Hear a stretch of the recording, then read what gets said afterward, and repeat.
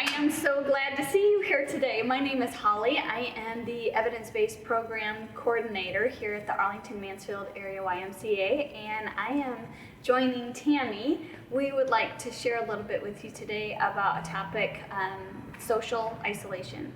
And so first off, let me introduce Tammy. She's one of our instructors here.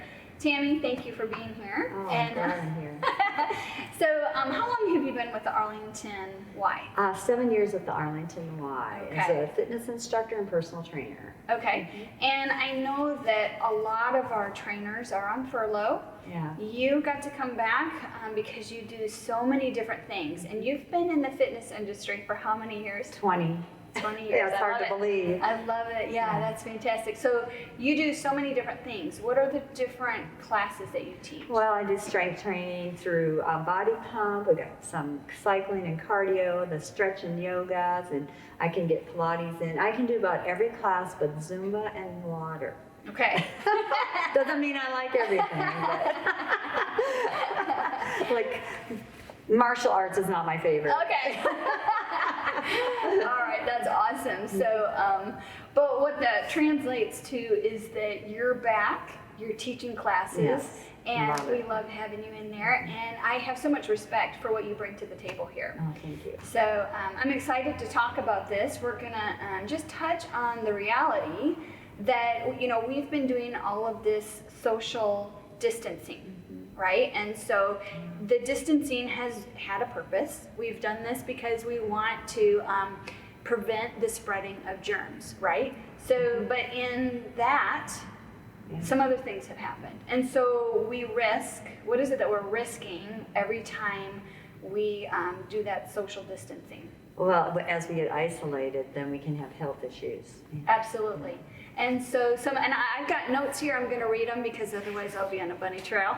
So, this is good stuff, and I want to remember it. So, one of the things that social isolation has been linked to would be impaired immunity and adverse health effects. Say that in a little bit. Say that a little differently for me. Well, I think once you're isolated, your health takes a toll. And as I'm thinking about this, we don't realize how much our imbalance of chemicals in our body change by just not being together. Right. Yeah, and it's a real thing. So loneliness, as it wears on the body, research is showing that people suffering from social isolation may be more prone to inflammation and less able to fight off viral infections. That's like, well, rats, we're trying to fight viral infections by staying apart. And by staying apart, we actually make ourselves more at risk for any virus that we bump into. Yes. And so we are doing our best to combat that and balance out our health, because this literally, it's about our health. And some of our studies are showing that social relationships are predicting longevity better than factors such as alcoholism, high blood pressure, and obesity. In fact, according to AARP, when it comes to your health, loneliness may be as bad as smoking and worse than obesity. So really what we want to pay attention to is the reality of what we eat matters, what we do matters, but also, how, our friends, our friendships play a huge role into our health.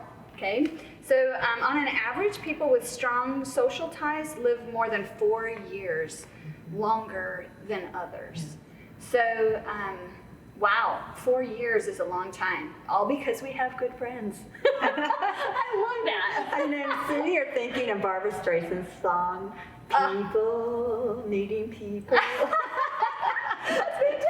Forget the singing, but it's true. People need people. People do. We do. We need each other, and we are designed to be together. Absolutely, even if it is 6 feet apart. So we want to plug in, okay? Yes. So one of the things that we do, I'm an instructor, you're an instructor. We both teach silver sneaker classes, and hopefully the group that's watching this, y'all are used to our silver sneaker classes, right? We do something. We go in, we get trained, and from the get-go, as an instructor, we learn that we're supposed to help our participants do something, what is it that they are supposed to be doing? To be self-aware of what they're doing. So I know we ask questions. We say, drink your water. How are you feeling? What's the perception of what you're feeling? Right. You know, if this is happening, then change it up. Or, Right, you know, right. muscular change Yes, or yes. breathing or dizziness. If you're feeling that, Right. this is what you need to do. And as instructors, we are realizing that we bring one thing to the table, which is, you know, music, choreography. We've written out a plan, Yeah. making sure that you get a good exercise, you know, program. But every time I get in front of that class, I'm counting on them. Yes. I'm counting on them not just to do the work, but to do that self-assessment and read their body's cues. Yes. You know, if somebody feels like they need to sit down, I want them to sit down. Yes. But I don't know if they need to sit down. I'm counting on them Yeah. to do that self-assessment. Yeah. So in the exercise world, it looks one way.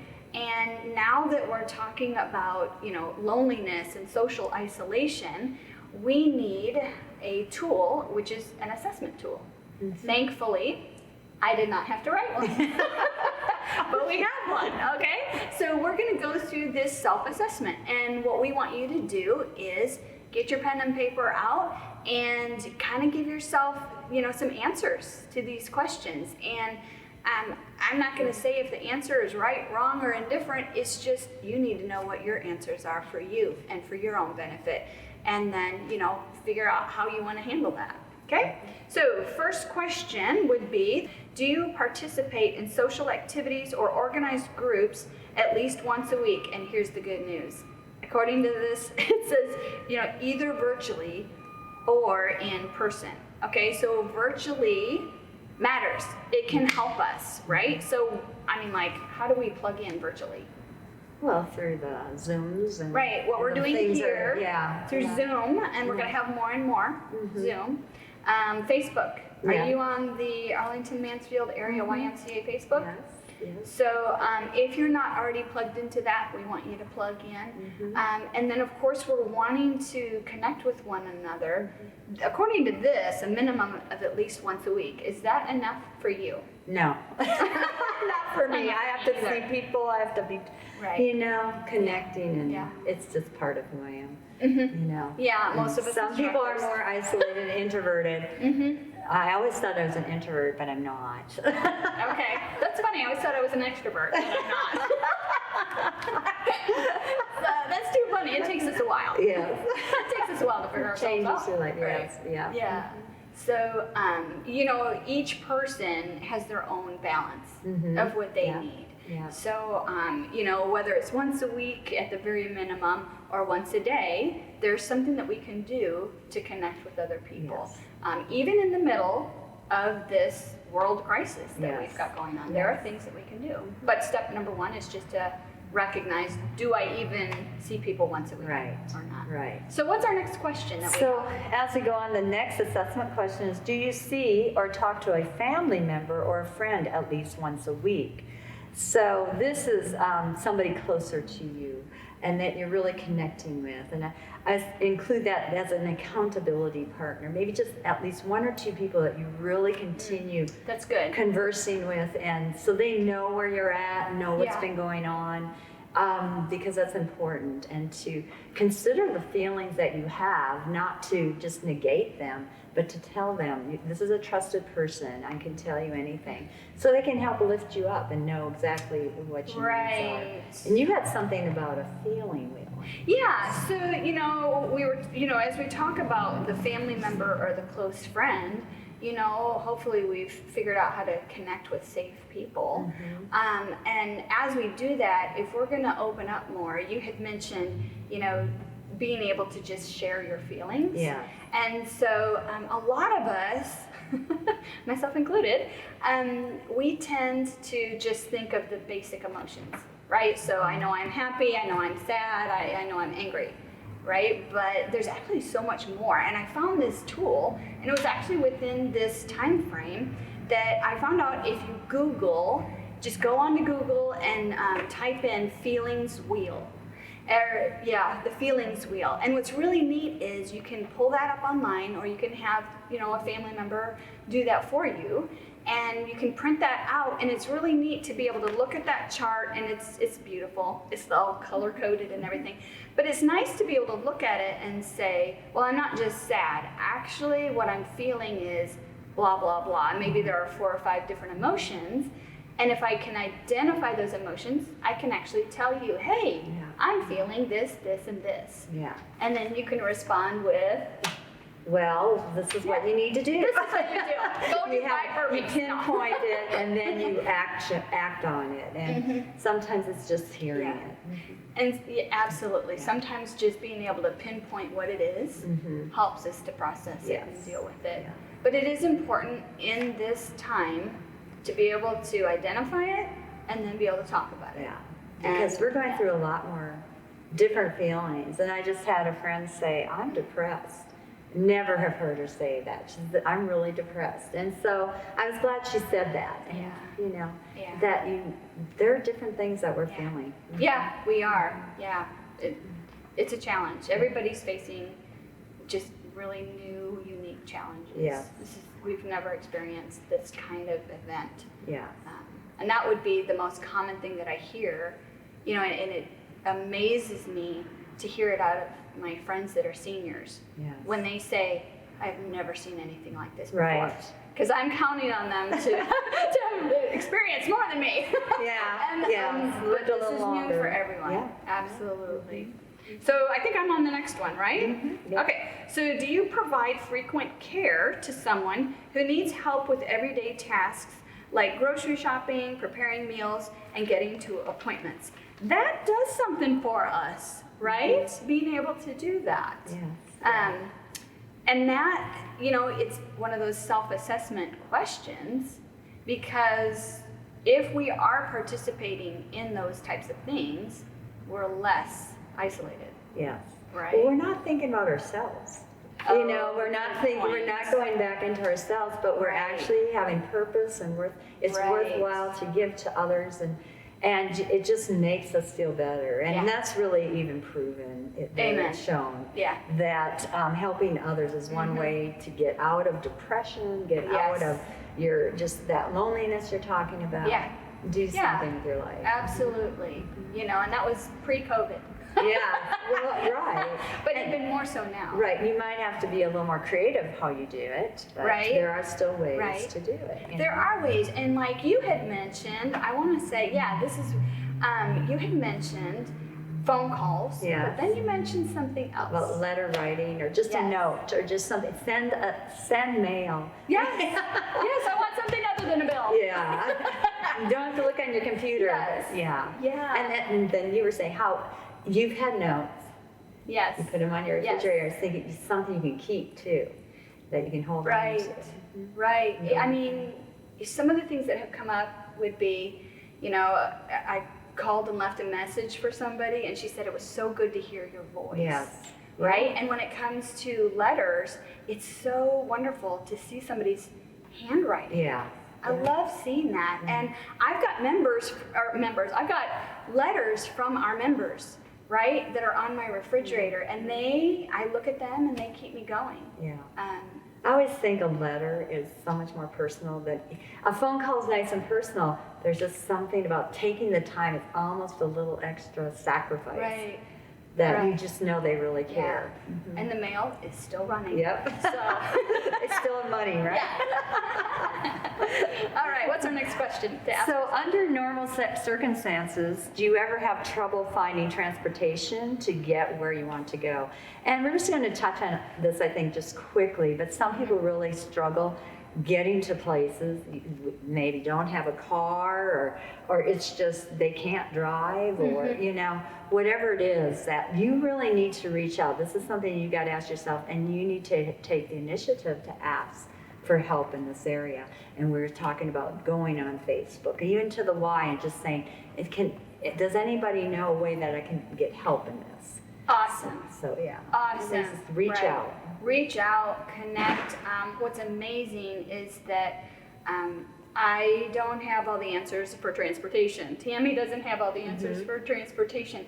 But what's amazing is so many of you together have figured out a lot of things, and especially in regard to those transportation issues of ways that you can get around. And that's where connecting on Facebook can, start that thread, start a conversation. You might say, hey, I don't know how to get a ride, who do I call? Kind of a thing. Or you might get on there and say, you know what, I just found this great new service, and yeah. It goes both ways. Yeah. And the next question that is a self-assessment question that, goes right along with that is it difficult or impossible to leave your home without assistance? If that's the case, it may be contributing to loneliness. Yes.